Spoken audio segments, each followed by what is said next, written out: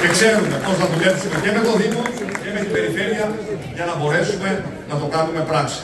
Όλα αυτά λοιπόν, όλα αυτά, γιατί δεν θέλω να σας κουράσω, θέλουμε να τα συνεχίσουμε με ακόμα μεγαλύτερη ένταση και αποτελεσματικότητα μετά τις ευρωεκλογές. Και θέλω το βράδυ των ευρωεκλογών να μην υπάρχει καμία αμφιβολία σε κανένα πολίτη ότι το μήνυμα των εθνικών εκλογών παραμένει αναλύωτο.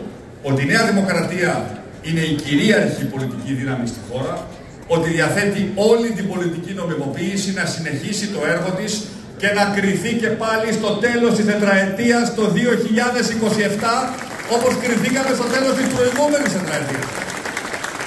Και να μπορούμε με γρήγορα βήματα να καλύπτουμε την απόσταση η οποία μας χωρίζει από την Ευρώπη, να γίνουμε Ευρώπη παντού. Αυτό είναι το όραμά μου, δεν το έχω κρύψει και μπορούμε όλες και όλοι μαζί να το πετύχουμε. Γι' αυτό και θέλω να σας ζητήσω για ακόμα μια φορά, μην αντιμετωπίσετε αυτές τις εκλογές με χαλαρότητα. Καταφέραμε και κάναμε κάτι πολύ σημαντικό. Δώσαμε τη δυνατότητα επιστολικής ψήφου σε πολλούς συμπολίτες μας, 200.000 την εκμεταλλεύτηκαν συνολικά, ακριβώς για να μπορέσουμε να διευρύνουμε τη συμμετοχή στις ευρωεκλογές. Μας αφορούν, σας αφορούν αυτές οι εκλογές. Αφορούν και εμάς ως Νέα Δημοκρατία και ξέρω καλά, έχω γυρίσει και πάλι και γυρίζω όλη την Ελλάδα και είναι πάντα μια πολύ όμορφη και δημιουργική διαδικασία αυτή η επαφή με τον κόσμο, αλλά αυτό το βάρος και αυτή την ευθύνη θα τη σηκώσουμε όλες και όλοι μαζί.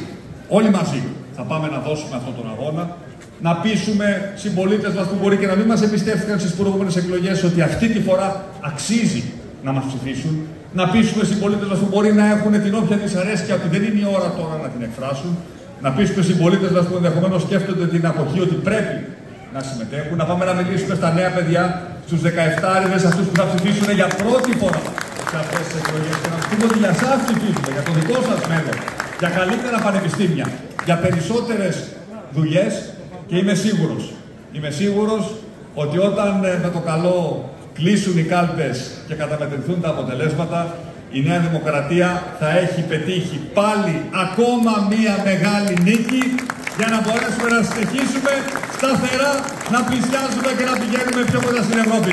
Να είστε καλά, σας ευχαριστώ πολύ για το χειροκρότημά σας. Πάμε για μία ακόμα μεγάλη νίκη της μεγάλης μας παράταξης της Νέας Δημοκρατίας. Και με τη νίκη, ευχαριστώ πολύ.